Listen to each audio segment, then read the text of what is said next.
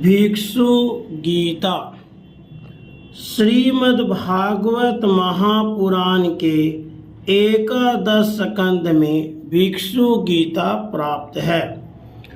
इसमें भगवान श्री कृष्ण जी ने अपने परम सखा उद्धव जी को एक भिक्षु के प्राचीन आख्यान के माध्यम से मनोजय के उपाय समझाए हैं। यदि दुर्जन लोग मन को शुद्ध करने वाले आचरण भी करें तो भी मुमुक्षु मनुष्य को उद्वेलित न होकर उन्हें पूर्ण क्षमा कर देना चाहिए, क्योंकि सुख अथवा दुख का कारण कोई और नहीं अपितु मन ही है। यही मोहासक्त मन जीव को कर्म बंधन में डालता है। इस मन का किसी प्रकार एकाग्र होकर भगवान में लग जाना ही परम योग है। मार्मिक ज्ञान उपदेश देने वाली यह साधक उपयोगी भिक्षु गीता यहाँ बताई जा रही है। श्री सुखदेव जी कहते हैं, हे परीक्षित, वास्तव में भगवान की लीला कथा ही श्रवण करने योग्य है।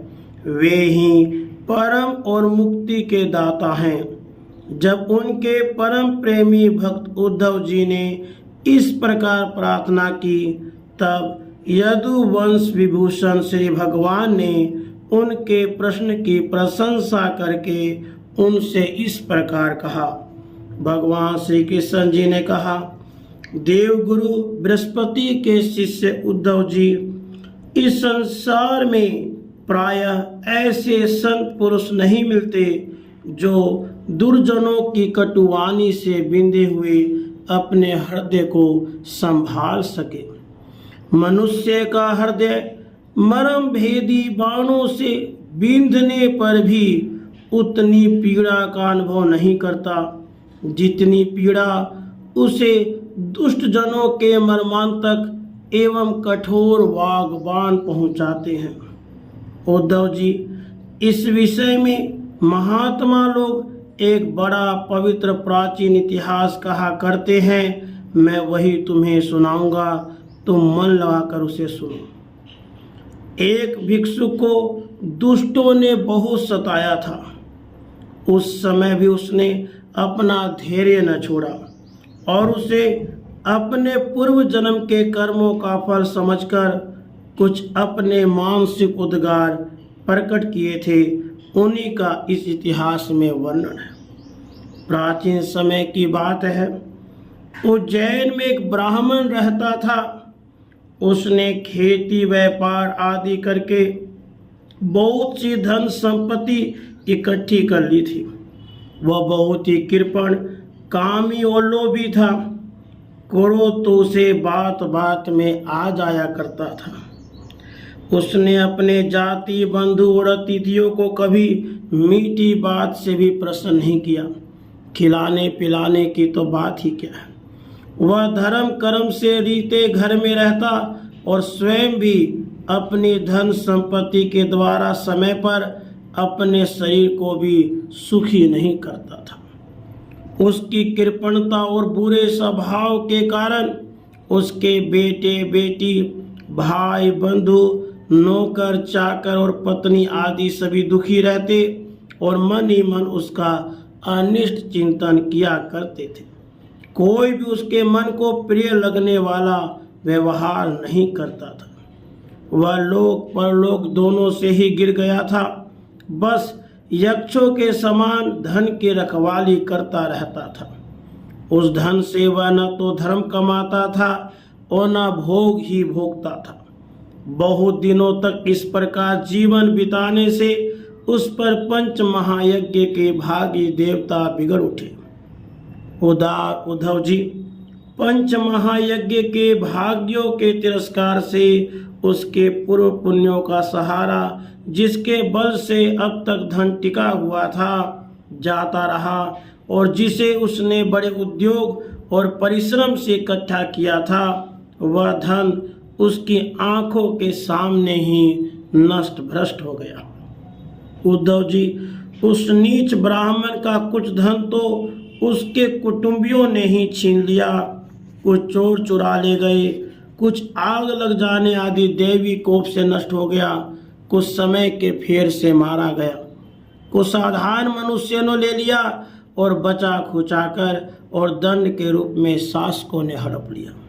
इस प्रकार उसकी सारी संपत्ति जाती रही, न तो उसने धर्म ही कमाया और न ही भोग ही भोगे। इधर उसके सगे संबंधियों ने भी उसकी ओर से मुंह मोड़ लिया। अब उसे बड़ी भयानक चिंता ने घेर लिया। धन के नाश से उसके हृदय में बड़ी जलन हुई, उसका मन खेद से भर गया, आंसुओं के कारण गला रूंध गया। परंतु इस तरह चिंता करते ही उसके मन में संसार के प्रति महान दुख बुद्धि और उत्कट वैराग्य का उदय हो गया। अब वो ब्राह्मण मन ही मन कहने लगा, हाय हाय, बड़े खेद की बात है, मैंने इतने दिनों तक अपने को व्यर्थ ही इस प्रकार सताया। जिस धन के लिए मैंने सर तोड़ परिश्रम किया वह न तो धर्म कर्म में लगा और न ही मेरे सुख भोग के ही काम आया। प्रायः देखा जाता है कृपण पुरुषों को धन से कभी सुख नहीं मिलता। इस लोक में वे धन कमाने और रक्षा की चिंता से जलते रहते हैं और मरने पर धर्म न करने के कारण नरक में जाते हैं। जैसे थोड़ा सा भी कोढ़ सर्वांग सुंदर रूप को बिगाड़ देता है, वैसे ही तनिक सा भी लोभ यशस्वियों के शुद्ध यश और गुणियों के प्रशंसनीय गुणों पर पानी फेर देता है। धन कमा लेने पर उसको बढ़ाने, रखने एवं खर्च करने में, उसके नाश और उपभोग में जहाँ देखो वहीं निरंतर परिश्रम, भय, चिंता और भ्रम का ही सामना करना पड़ता है। चोरी, हिंसा, झूठ बोलना, दंभ, काम, क्रोध, गर्व, अहंकार, भेद बुद्धि, वैर, अविश्वास, स्पर्धा, लंपटता, जुआ और शराब, ये 15 अनर्थ मनुष्यों में धन के कारण ही माने गए हैं। इसलिए कल्याणकामी पुरुष को चाहिए कि स्वार्थ एवं परमार्थ के विरोधी अर्थ नामधारी अनर्थ को दूर से ही छोड़ दे। भाई बंधु, स्त्री पुत्र, माता पिता, सगे संबंधी जो स्नेह बंधन से बंधकर बिल्कुल एक हुए रहते हैं, सब के सब कौड़ी के कारण इतने फट जाते हैं कि तुरंत एक दूसरे के शत्रु बन जाते हैं। ये लोग थोड़े से धन के लिए भी शुद्ध और क्रोध हो जाते हैं। बात की बात में सौहार्द संबंध छोड़ देते हैं, लाग डांट रखने लगते हैं और एकाएक प्राण लेने देने पर उतारू हो जाते हैं। यहाँ तक कि एक दूसरे का सर्वनाश कर डालते हैं। देवताओं के भी प्रार्थनीय मनुष्य जन्म को और उसमें भी श्रेष्ठ ब्राह्मण शरीर प्राप्त करके जो उसका अनादर करते हैं और अपने सच्चे स्वार्थ परमार्थ का नाश करते हैं, वे अशुभ गति को प्राप्त होते हैं। यह मनुष्य शरीर मोक्ष और स्वर्ग का द्वार है। इसको पाकर भी ऐसा कौन बुद्धिमान मनुष्य है जो अनर्थों के धाम धन के चक्कर में फंसा है। जो मनुष्य देवता, ऋषि, पीतर, प्राणी, जाति, भाई, कुटुंबी और धन के दूसरे भागीदारों को उनका भाग देकर संतुष्ट नहीं रखता और न स्वयं ही उसका उपभोग करता है, वयस्क के समान धन की रखवाली करने वाला कृपण तो अवश्य ही अधोगति को प्राप्त होता है। मैं अपने कर्तव्य से च्युत हो गया हूँ। मैंने परमार्थ में अपनी आयु, धन और बल पौरुष खो दिए। विवेकी लोग जिन साधनों से मोक्ष तक प्राप्त कर लेते हैं, उन्हीं को मैंने धन इकट्ठा करने की व्यर्थ चेष्टा में खो दिए। अब बुढ़ापे में मैं कौन सा साधन करूँगा। मुझे मालूम नहीं होता कि बड़े बड़े विद्वान भी धन की व्यर्थ तृष्णा में निरंतर क्यों दुखी रहते हैं। हो न हो अवश्य ये संसार किसी की माया से अत्यंत मोहित हो रहा है। यह मनुष्य शरीर काल के विकराल गाल में पड़ा हुआ है। इसको धन देने वाले देवताओं और लोगों से, भोग वासनाओं और उनको पूर्ण करने वालों से, पुनः पुनः जन्म मृत्यु के चक्कर में डालने वाले सकाम कर्मों से लाभ ही क्या है। इसमें संदेह नहीं, सर्वदेव स्वरूप भगवान मुझ पर प्रसन्न है। तभी तो उन्होंने मुझे इस दशा में पहुंचाया है और मुझे इस जगत के प्रति यह दुख, बुद्धि और वैराग्य दिया है। वस्तुतः वैराग्य ही इस संसार सागर से पार पाने के लिए नौका के समान है। मैं अब ऐसी अवस्था में पहुंच गया हूँ, यदि मेरी आयु शेष हो तो मैं आत्मलाभ में ही संतुष्ट रहकर अपने परमार्थ के संबंध में सावधान हो जाऊंगा और अब जो समय बच रहा है उसमें अपने शरीर को तपस्या के द्वारा सुखा डालूंगा। तीनों लोकों के स्वामी देवगण मेरी संकल्प का अनुमोदन करें। अभी निराश होने की कोई बात नहीं है, क्योंकि राजा खटवांग ने तो 2 ही घड़ी में भगवत धाम की प्राप्ति कर ली थी। भगवान श्री कृष्ण जी कहते हैं, उद्धव जी, उस उज्जैन निवासी ब्राह्मण ने मन ही मन इस प्रकार निश्चय करके मैं और मेरेपन की गांठें खोल दी। इसके बाद वह शांत होकर मौनी सन्यासी हो गया। अब उसके चित्त में किसी भी स्थान, वस्तु या व्यक्ति के प्रति आसक्ति न रही। उसने अपने मन, इंद्रिय और प्राणों को वश में कर लिया। वह पृथ्वी पर स्वच्छंद रूप से विचरने लगा। वह भिक्षा के लिए नगर और गांवों में जाता अवश्य था, परंतु इस प्रकार जाता था कि वह कोई उसे पहचान न पाता हो। उद्धव जी, वह भिक्षुक अवधूत बहुत बुढ़ा हो गया था। दुष्ट उसे देखते ही टूट पड़ते और तरह तरह से उसका तिरस्कार करते, उसे तंग करते। कोई उसका दंड छीन लेता, कोई भिक्षा पात्र ही झटक लेता, कोई कमंडलू उठा ले जाता, कोई आसन, रुद्राक्ष माला और कंथा ही लेके भाग जाता। कोई तो उसके लंगोटी और वस्त्र को ही इधर उधर डाल देता। कोई वे वस्तुएं देकर और दिखला दिखला कर फिर छीन लेते।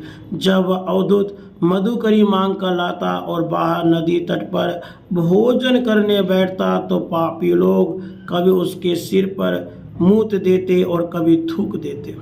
वे लोग उसी मौनी अवधूत को तरह तरह से बोलने के लिए विवश करते और जब वह इस पर भी न बोलता तो उसे पीटते। कोई उसे चोर कहकर डांटने डपटने लगता, कोई कहता इसे बांध लो और फिर उसे रस्सी से बांधने लगता।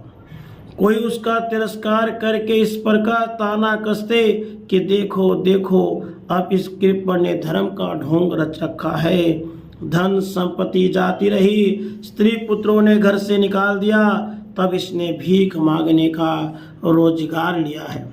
ओहो, देखो तो सही, यह मोटा तगड़ा भिखारी धैर्य में बड़े भारी पर्वत के समान है। यह मौन रहकर अपना काम बनाना चाहता है। सचमुच यह बगुले से बढ़कर ढोंगी और दृढ़ निश्चयी है। कोई उस अवधूत की हंसी उड़ाता, कोई उस पर अधो वायु छोड़ता। जैसे लोग तोता, मैना आदि पालतू पक्षियों को बांध लेते या पिंजरे में बंद कर लेते, वैसे ही उसे भी लोग बांध देते और घरों में बंद कर देते। किंतु वह सब सोच चुपचाप सह लेता। उसे कभी ज्वर आदि के कारण दैहिक पीड़ा सहनी पड़ती, कभी गर्मी सर्दी आदि से दैवी कष्ट उठाना पड़ता, कभी दुर्जन लोग अपमान आदि के द्वारा उसे भौतिक पीड़ा पहुंचाते, परंतु भिक्षु के मन में इससे कोई विकार न होता। वह समझता यह सब मेरे पूर्व जन्म के कर्मों का फल है और इसे मुझे अवश्य भोगना पड़ेगा। यद्यपि नीच मनुष्य तरह तरह के तिरस्कार करके उसे उसके धर्म से गिराने का चेष्टा किया करते, फिर भी वह बड़ी दृढ़ता से अपने धर्म में स्थिर रहता और सात्विक धैर्य का आश्रय लेकर कभी कभी ऐसे उद्गार प्रकट किया करता। ब्राह्मण कहता, मेरे सुख अथवा दुख का कारण न तो ये मनुष्य है, न देवता है, न शरीर है, न ग्रह, कर्म एवं काल आदि है। श्रुतियाँ और महात्मा जन मन को ही इसका परम कारण बताते हैं और मन ही इस सारे संसार चक्र को चला रहा है। सचमुच यह मन बहुत बलवान है। इसी ने विषयों, उनके कारण गुणों, उनसे संबंध रखने वाली वृत्तियों की सृष्टि की है। उन वृत्तियों के कारण सात्विक, राजस, तामस अनेक प्रकार के कर्म होते हैं और कर्मों के अनुसार ही जीव की विविध गतियाँ होती हैं। मन ही समस्त चेष्टाएं करता है, उसके साथ रहने पर भी आत्मा निष्क्रिय ही है। वह ज्ञान शक्ति प्रधान है, मुझ जीव को सनातन सखा है और अपने अलुप्त ज्ञान से सब कुछ देखता रहता है। मन के द्वारा ही उसकी अभिव्यक्ति होती है। जब वह मन को स्वीकार करके उसके द्वारा विषयों का भोक्ता बन बैठता है, तब कर्मों के साथ आसक्ति होने के कारण वह उनसे बंध जाता है। दान, अपने धर्म का पालन, नियम, यम, वेदाध्ययन, सत्कर्म और ब्रह्मचर्य आदि श्रेष्ठ व्रत, इन सब का अंतिम फल यही है कि मन एकाग्र हो जाए, भगवान में लग जाए। मन का समाहित हो जाना ही परम योग है। जिसका मन शांत और समाहित है, उसे दान आदि समस्त सत्कर्मों का फल प्राप्त हो चुका है। अब उनसे कुछ लेना बाकी नहीं रहा है। जिसका मन चंचल है अथवा आलस्य से अभिभूत हो रहा है, उसको इन दान आदि शुभ कर्मों से अब तक कोई लाभ नहीं हुआ। सभी इंद्रियां मन के वश में है, मन किसी भी इंद्रिय के वश में नहीं है।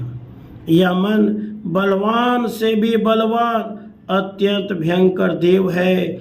जो इसको अपने वश में कर लेता है, वही देव इंद्रियों का विजेता है। सचमुच मन बहुत बड़ा शत्रु है। उसका आक्रमण असह्य है। यह बाहरी शरीर को ही नहीं, हृदय आदि मर्म स्थानों को भी वेदता रहता है। इसे जीतना बहुत ही कठिन है। मनुष्य को चाहिए कि सबसे पहले इसी शत्रु पर विजय प्राप्त करे, परंतु होता यह है, मूर्ख लोग इसे तो जीतने का प्रयत्न करते नहीं, दूसरे मनुष्यों से झूठ मूठ झगड़ा बखेड़ा करते रहते हैं और इस जगत के लोगों को ही मित्र शत्रु उदासीन बना लेते हैं। साधारणतः मनुष्यों की बुद्धि अंधी हो रही है, तभी तो वे इस मना कल्पित शरीर को मैं और मेरा मान बैठते हैं और फिर इस भ्रम के फंदे में फंस जाते हैं कि यह मैं हूँ और यह दूसरा। इसका परिणाम यह होता है कि वे इस अनंत अज्ञान अंधकार में ही भटकते रहते हैं। यदि मान ले कि मनुष्य ही सुख दुख का कारण है, तो भी उनसे आत्मा का क्या संबंध, क्योंकि सुख दुख पहुंचाने वाला भी मिट्टी का शरीर है और भोगने वाला भी। कभी भोजन आदि के समय यदि अपने दांतों से ही अपनी जीभ कट जाए और उसमें पीड़ा होने लगे, तो मनुष्य किस पर क्रोध करेगा।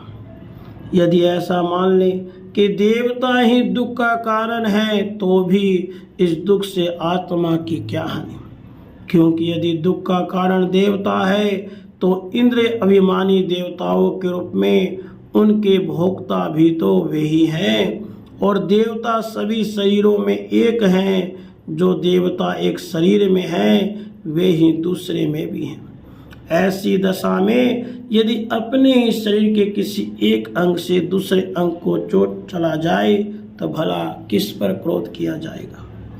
यदि ऐसा माने कि आत्मा ही सुख दुख का कारण है, तो वह तो अपना आप ही है, कोई दूसरा नहीं, क्योंकि आत्मा से भी कुछ और है ही नहीं। यदि दूसरा कुछ प्रतीत होता है तो वह मिथ्या है। इसलिए न सुख है न दुख, फिर क्रोध कैसा? क्रोध का निमित्त है ही क्या? यदि ग्रहों को सुख दुख का निमित्त माने तो उनसे भी अजन्मा आत्मा की क्या हानि? उनका प्रभाव भी जन्म मृत्युशील शरीर पर ही तो है। ग्रहों की पीड़ा तो उनका प्रभाव ग्रहण करने वाले शरीर को ही देती है। आत्मा उन ग्रहों और शरीरों से सर्वथा परे है, तब भला वह किस पर क्रोध करे? यदि कर्मों को ही सुख दुख का कारण माने तो उनसे आत्मा का क्या प्रयोजन? क्योंकि वे तो एक पदार्थ के जड़ और चेतन उभय रूप होने पर ही हो सकते हैं। जो वस्तु विकार युक्त और अपना हित अहित जानने वाली होती है उसी से कर्म हो सकते हैं। अतः वह विकार युक्त होने के कारण जड़ होनी चाहिए और हित अहित का ज्ञान रखने के कारण चेतन। किंतु देह तो अचेतन है और उसमें पक्षी रूप में रहने वाला आत्मा सर्वथा निर्विकार और साक्षी मात्र है। इस पर कर्मों को तो कोई आधार ही सिद्ध नहीं होता, फिर क्रोध किस पर करें? यदि ऐसा माने कि काल ही सुख दुख का कारण है तो आत्मा पर उस पर क्या प्रभाव? क्योंकि काल तो आत्मस्वरूप ही है। जैसे आग आग को नहीं जला सकती, बर्फ बर्फ को नहीं गीला कर सकता, वैसे ही आत्मस्वरूप काल अपने आत्मा को ही सुख दुख नहीं पहुंचा सकता, फिर किस पर क्रोध किया जाए? आत्मा शीत उष्ण सुख दुख आदि द्वंद्वों से सर्वथा अतीत है। आत्मा प्रकृति के स्वरूप धर्म कार्य लेश संबंध और गंध से भी रहित है। उसे कभी कहीं किसी के द्वारा किसी प्रकार से द्वंद्व का स्पर्श ही नहीं होता। वह तो जन्म मृत्यु के चक्र में भटकने वाले अहंकार को ही होता है। जो इस बात को जान लेता है वह फिर कभी भी किसी भी भय के निमित्त से भयभीत नहीं होता। बड़े बड़े प्राचीन ऋषि मुनियों ने इस परमात्म निष्ठा का आश्रय ग्रहण किया है। मैं भी इसी का आश्रय ग्रहण करूंगा और मुक्ति तथा प्रेम के दाता भगवान के चरण कमलों की सेवा के द्वारा ही इस दुरंत अज्ञान सागर को अनायास ही पार कर लूंगा। भगवान श्री कृष्ण जी कहते हैं, उद्धव जी, उस ब्राह्मण का धन क्या नष्ट हुआ? उसका सारा क्लेश ही दूर हो गया। अब वह संसार से विरक्त हो गया और संन्यास लेकर पृथ्वी में स्वच्छंद विचर रहा था। यद्यपि दुष्टों ने बहुत सताया, फिर भी वह अपने धर्म में अटल रहा, तनिक भी विचलित नहीं हुआ। उस समय वह मौनी अवधूत मन ही मन इस प्रकार का गीत गाया करता था। इस संसार में मनुष्य को कोई दूसरा सुख या दुख नहीं देता, यह तो उसके चित्त का भ्रम मात्र है। यह सारा संसार और इसके भीतर मित्र उदासीन और शत्रु के भेद अज्ञान कल्पित है। इसलिए प्यारे उद्धव, अपनी वृत्तियों को मुझ में तन्मय कर दो और इस प्रकार अपनी सारी शक्ति लगाकर मन को वश में कर लो और फिर मुझ में ही नित्य युक्त होकर स्थित हो जाओ। बस सारे योग साधन का इतना ही सार संग्रह। यह भिक्षु का गीत क्या है?